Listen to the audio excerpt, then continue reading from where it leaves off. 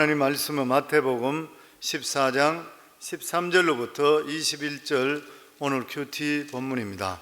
예수께서 들으시고 배를 타고 떠나사 따로 빈들에 가시니 무리가 듣고 여러 고을로부터 걸어서 따라간지라.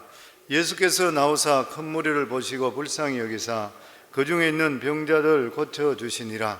저녁이 되매 제자들이 나와 이르되 이곳은 빈들이요 때도 이미 저물었으니 무리를 보내어 마을에 들어가 먹을 것을 사 먹게 하소서.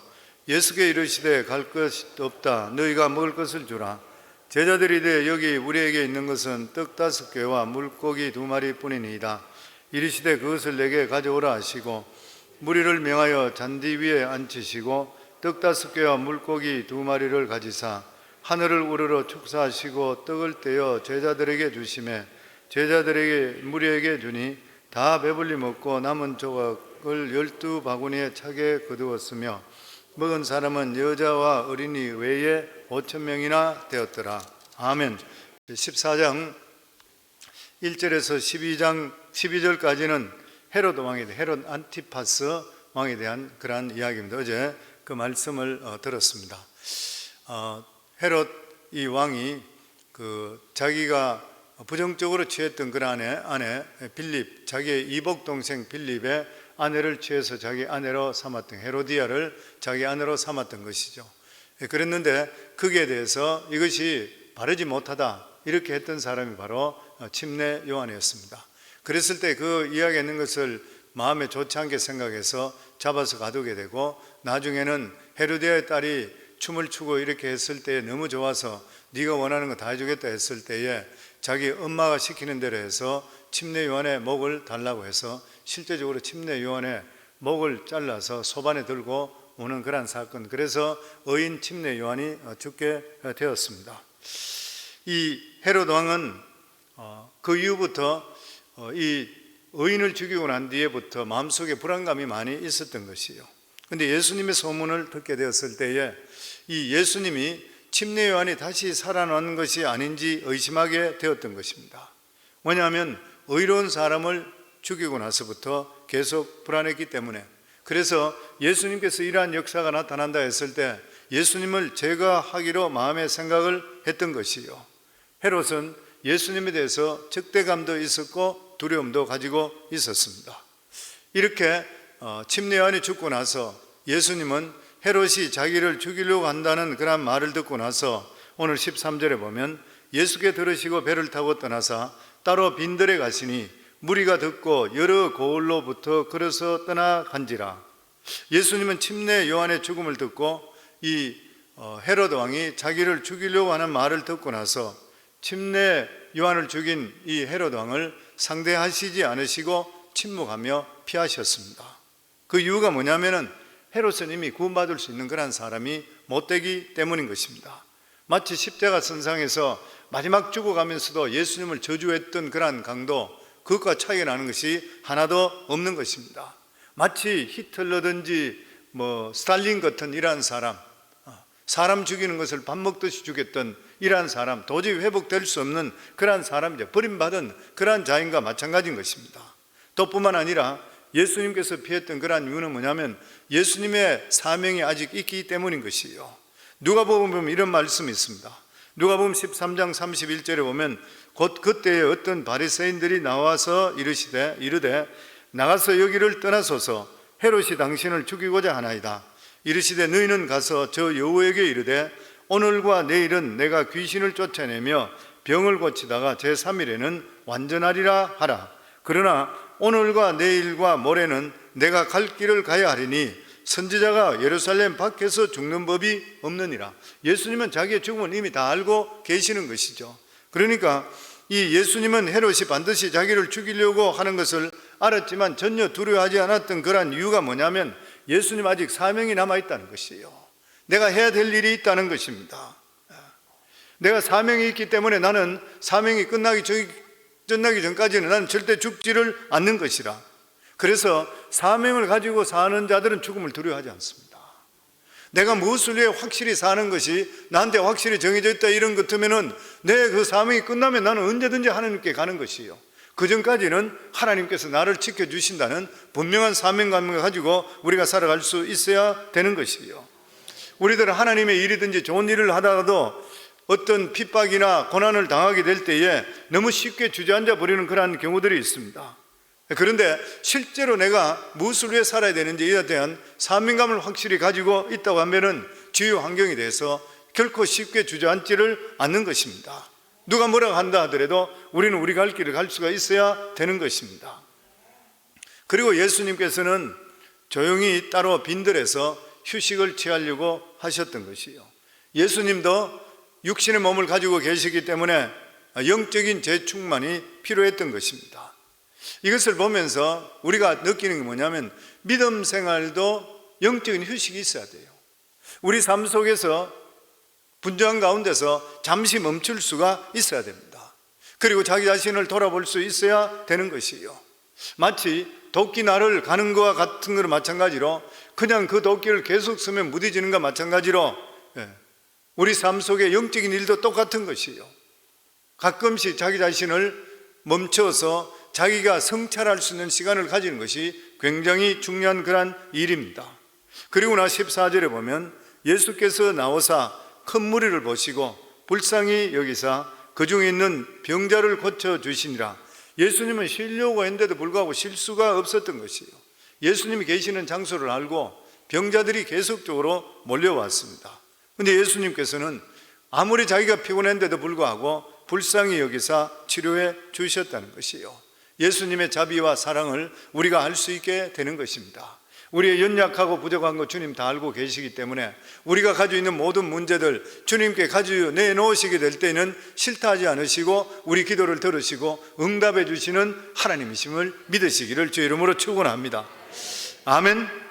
뭐든지 주님께 내놓으셔야 돼요.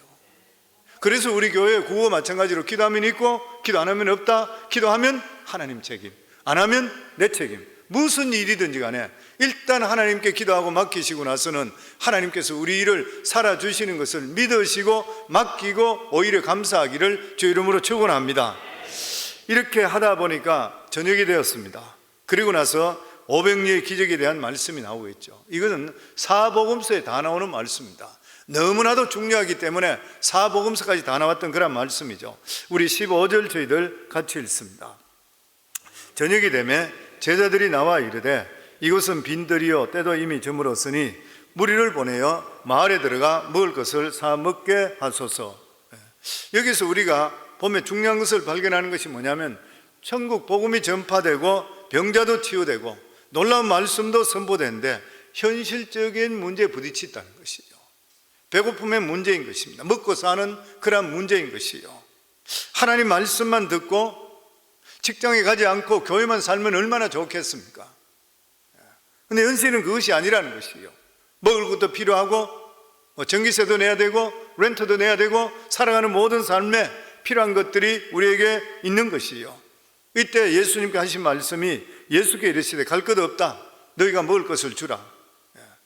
저녁이 되면 제자들이 나와 이르되 이것은 빈들이요 때도 저물었으니 무리들을 보내어 마을에 들어가 먹을 것을 사 먹게 하소서. 그랬을 때 예수께서 이르시되 갈 것 없다.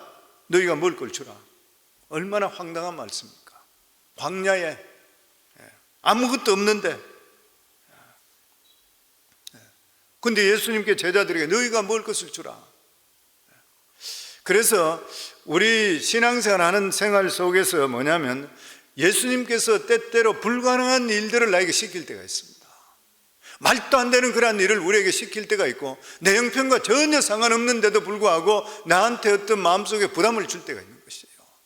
이럴 때는 반드시 하나님께서 우리 삶 속에 순종을 통해 기적을 우리 삶에 준비하고 있다는 것을 우리가 믿는 믿음을 가질 수 있어야 되는 것이에요. 아멘. 믿음 없는 사람은 우리 삶 속에 이런 부담이 오면 오히려 화를 냅니다. 내가 뭘 할 수 있습니까? 화를 내는 것이요. 믿음 있는 사람은 하나님께서 이 일을 통해서 나에게 무슨 일을 준비하고 계실까? 믿음 있는 사람은 내 삶 속에 신앙생활 하는데도 불구하고 어려움이 오게 될 때는 이것을 통해 나에게 하나님께서 말씀하는 것이 무엇일까? 내 자신을 돌아볼 수 있는 것 첫째, 두 번째는 이 일을 통해 나에게 어떤 좋은 일이 생길 수 있을까? 이걸 우리 자신들이 기대할 수가 있어야 되는 것이, 왜냐하면 하나님은 살아계신 하나님이시요, 우리 삶을 책임져 주시는 하나님이신 것이요. 아멘. 하나님께서 가라고 하면은 하나님께서 길을 예비해 놓으신 것을 믿으시기를 주의 이름으로 축원합니다. 홍해로 가라고 했을 때 홍해 길을 하나님 마련해 놨잖아요. 광야로 가라고 했을 때에 만나와 메추라기 때를 하나님께서 준비해 놓으셨던 것이요, 그냥 가라고 절대 하시지를 않는 것이요. 예수님께 이렇게 말씀하죠. 너희들이 주라. 그랬을 때 제자들이 합리적인 말을 합니다. 우리 각자 흩어져서 알아서 사 먹게 하소서. 맞는 말이잖아요. 우리가 어떻게 5,000명, 남자만 5,000명, 여기 보면 어린아이 여자 빼고 남자만 장정만 5,000명 그랬으니까 기만 명 되는 사람들이에요. 이걸 어떻게 그 사람들이 처리할 수가 있어요? 근데 예수님께서 갈 것 없다, 너희가 먹을 것을 주라. 그것도 한두 명도 아니고 수천 명, 수만 명. 이것을 보면서 예수님께서는 두 가지 의도로 생각할 수 있습니다. 뭐냐면은 교회는 영적인 것도 공급하지만 육적인 문제까지도 대답을 줄 수가 있어야 되는 거예요. 우리 교회 5번째 표입니다. 이게 영적, 육적 필요가 충족되는 교회. 왜냐하면 영혼이 잘 되면 범사가 잘 돼야 돼요. 우리가 하나님 말씀 믿고 그대로 따라가게 되면 하나님 말씀에 대한 우리 삶 속의 문제도 해결될 수가 있어야 돼요. 우리 먹고 사는 문제도 해결될 수 있어야 되는 것이고, 우리 삶 속에 병들었든지 이상이 생긴 것도 문제가 해결되고, 우리 삶 속에 육적인 문제도 해결될 수가 있어야 되는 것이요. 교회는 영적인 것만 공급하는 것이 아니에요. 와서 하나님 말씀 들으면서 육적인 문제에 대한 해답을 분명히 찾고 또 나갈 수가 있어야 되는 것이요.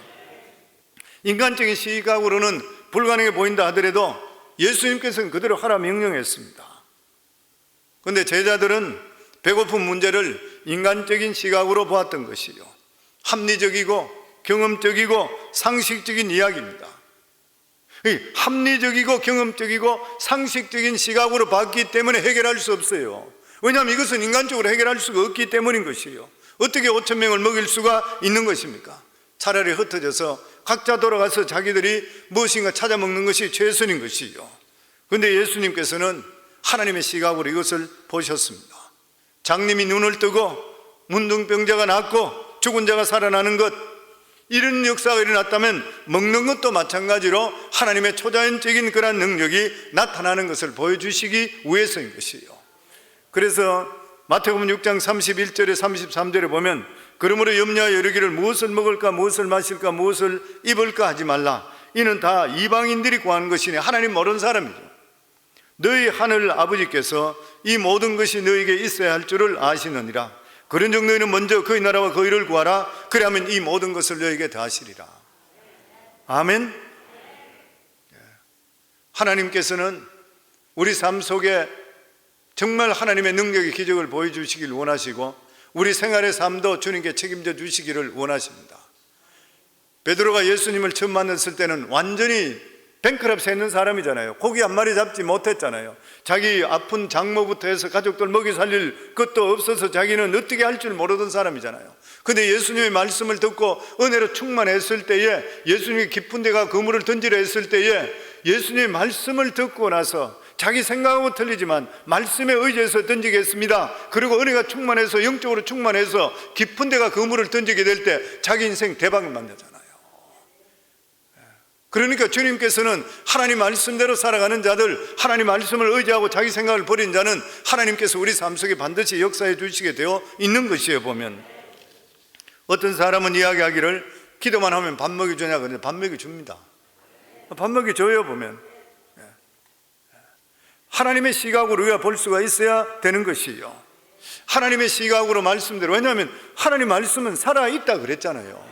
그 하나님 살아있기 때문에 하나님의 역사는 말씀과 동시에 우리 삶 속에 임하게 되어 있는 것이에요.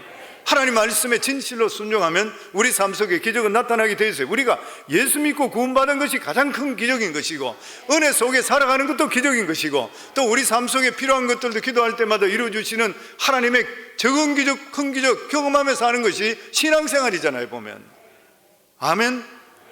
그러니까 우리 삶의 구원의 문제, 병고침의 문제뿐만 아니라 삶의 삶 속에서도 하나님께서는 항상 기적을 예배해 놓으시는 것이요. 그러니까 주님께서 부르짖으라, 찾으라, 두드리라 그랬는 것이요. 가만히 있지 말라. 새벽도 깨어라. 엎어져 자는 사람이 뭘 해요? 하나님께 나와서 기도하고 부르짖고 우리 삶 속에 가만히 있는 사람이 뭘 해요? 우리가 그릇을 준비해야 되잖아요. 보면 요즘 팬데믹 때문에 사람들이 얼마나 나태해진지 몰라. 보면 우리 교회뿐만 아니라 예수 믿는 사람 대부분만 다 그렇대. 교회들마다 새벽을 깨우는 자가 복이 있는 줄 믿습니다. 아멘. 우리 신앙생활은 자기 게을러지는 것, 자기를 자꾸 채찍질해야 돼요. 우리는 죄성을 가지고 있고 자꾸만 서 있으면 앉고 싶고 앉고 있으면 눕고 싶어요. 자꾸 편해지고 싶은 거예요. 영적으로 편해지면 뭐 해야 돼요? 사탄의 밥이 돼버립니다. 나중에 이 사람이 예수 믿는 사람인지 아닌 사람인지 모를 정도 돼요. 왜냐하면 기도도 잘 되는 거예요. 기도는 하면 할수록 기도하고 안 하면 안 할수록 기도가 안 나와요. 정신 똑바로 차려야 돼요. 정말 믿는 사람들은 이럴 때에. 그리고 나서 이 기적이 하나님의 방법으로 어떻게 일어났는지 오병이어의 기적을 통해서 우리 삶 속에 적용할 수가 있어야 됩니다. 우리 17절 말씀입니다. 같이 읽습니다. 제자들이 이르되 여기 우리에게 있는 것은 떡 5개와 물고기 2마리 뿐이니이다. 제자들이 예수님 말씀하셨을 때 5,000명을 먹이라 했는데 우리가 가지고 있는 것이 떡 5개와 물고기 2마리밖에 없습니다. 예수님께서 원하시는 게 뭐예요? 믿음의 씨앗을 원하고 계십니다. 하나님은 가만히 있더라도 만나를 내릴 수가 있어요. 그런데 그렇게 하시질 않습니다. 항상 믿음의 씨앗을 요구하는 것이에요.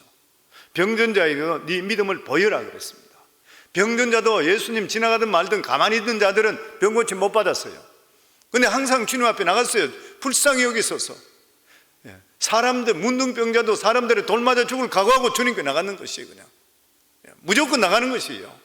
자기 삶 속에 믿음을 주님께 보여줄 수가 있어야 돼요. 너 믿음을 보여라 그랬잖아요. 우리 삶 속에 보여줘야 돼요. 그러니까 내 삶 속에 항상 믿음으로 사는 것을 주님에 보여주는 노력을 할 수가 있어야 되는 것이에요. 사르와 과부가 믿음의 씨앗을 심을 때에 과묵이 끝날 때까지 기름과 떡반죽이 마르질 않았던 것이에요. 하나님이 주시는 귀한 복을 받았던 것이에요. 하나님의 아주 작은 것을 통해 기적은 우리 삶 속에 시작되는 것입니다. 주님께 축복을 주시지 않으려고 하는 것이 아닌 것이에요. 우리가 거부하기 때문에 그런 것이에요. 우리가 하지 않기 때문에 그런 것이에요. 하나님께서 우리 삶 속에 물붓듯이 부어주시길 원하시지만 우리가 그릇을 덮어둠을 통해 하나님의 복을 받지를 못하는 것이에요. 예수님은 작은 물질을 통해 기적을 일으켰습니다. 우리 8절에서 18절에서 20절입니다. 같이 읽습니다. 이르시되 그것을 내게 가져오라 하시고 무리를 명하여 잔디 위에 앉으시고 떡 5개와 물고기 2마리를 가지사 하늘을 우러러 축사하시고 떡을 떼어 제자들에게 주시매 제자들이 무리에게 주니 다 배불리 먹고 남은 조각을 12바구니에 차게 거두었더라. 예수님은 오병이어를 축사하셨습니다. 축사했을 때 놀라운 역사가 나타납니다. 돈도 똑같은 돈이 아니에요. 보면 하나님의 축복하는 돈이 있고 그렇지 않는 돈이 있는 것이에요. 성공도 마찬가지입니다. 하나님의 축복하는 성공이 있고 그렇지 않은 그러한 성공이 있는 것이에요. 그리고 아주 작은 헌금, 작은 물질을 통해서 여러 생명을 살리는 것이에요. 나 혼자 먹으면 정신 안 끼지만 나누게 될 때는 5,000명을 먹이는 이러한 기적이 나타나는 것이에요. 보면 오늘 그래서 이 마지막 부분의 오병이어의 기적을 통해서 하나님께서 몇 가지 우리에게 교훈하십니다. 첫 번째가 뭐냐면은 예수님께서 말도 안 되는 것을 우리에게 요구하실 때는 반드시 기대하라. 기대하셔야 됩니다. 교회에서도 성도님들 보고 헌신을 요구할 때 내 능력으로 할 수 없는 말도 안 되는 것을 헌신을 요구할 때는 기대하시기를 주의 이름으로 축원합니다. 순종만 하면 나머지는 주님 책임져 주실 줄을 믿습니다. 그리고 주님께서는 우리 삶 속에 그냥 복을 주시지 않고 항상 시험하십니다. 요한복음 6장 6절에 보면 예수님께서 이미 하실 것을 아시고 시험하여 빌립에게 이르시되 이래 됐어요. 예수님은 자기가 뭘 하실지 알고 계세요. 그런데 빌립을 시험하신 시험해가 빌립에게 저들에게 먹을 것을 주라 이렇게 말씀했습니다. 우리 삶 속에 끊임없이 시험이 와요. 그럴 때 우리 시각을 어떤 시각을 가지나 너무 중요해요. 빌립 같은 사람은 없는 것을 봤던 것이에요. 이 세상에 이 5천 명을 어떻게 먹이 살립니까? 없는 것을 봤던 거예요. 안주의 시간은 어떻습니까? 제자들이, 그 많은 제자들이 있었는데 안주레만이 거기에서 있는 것을 받는 사람입니다. 놀라운 시각이죠. 어떻게 해서 5천 명을 두고 보리떡 5개, 물고기 2마리를 들고 나서 예수님께 가져갈 때 이것으로 그 사람을 먹일 수가 있겠습니까? 안주의 믿음이 대단한 사람이에요. 그것을 가지고 예수님 가져가서, 예수님, 제가 할 수 있는 것은 이것밖에 없습니다. 이것을 가지고 이 사람이 과연 뭘 하겠습니까? 그렇지만 주님 앞에 내어놓습니다. 내가 본 것은 이것밖에 없으면 내놨을 때 예수님께 축사하실 때 안주례를 통해서 5천 명을 먹이고도 12강주로 남는 그러한 역사가 나타나게 되었다고 하는 것입니다. 사랑하는 귀한 성도님들, 없는 거 보지 말고 있는 거 보기를 주 이름으로 축원합니다. 우리 주위에 돌아보면 있는 것 천지인 것이요, 감사할 것 천지인 것이요. 아멘. 이렇게 감사할 때 감사로 제단을 쌓는 자가 하나님을 영화롭게 한다 그랬거든요. 내 삶 속에 주신 거 감사하고 하나님께 감사하고 감사할 때에 내 삶은 5천 명을 먹이거든 남는 이러한 놀라운 풍족한 놀라운 축복을 하나님께서 우리에게 베풀어 주시는 것이에요. 그러니까 우리 예수 믿는 사람은 항상 긍정적으로 사실 수가 있으시기를 주 이름으로 축원합니다. 그리고 없는 거 보시지 마시고 있는 거 보고 감사함을 통해 하나님이 주시는 복을 받으며 살아갈 수 있는 우리 성광교회 성도들이 다 되기를 주 이름으로 축원합니다.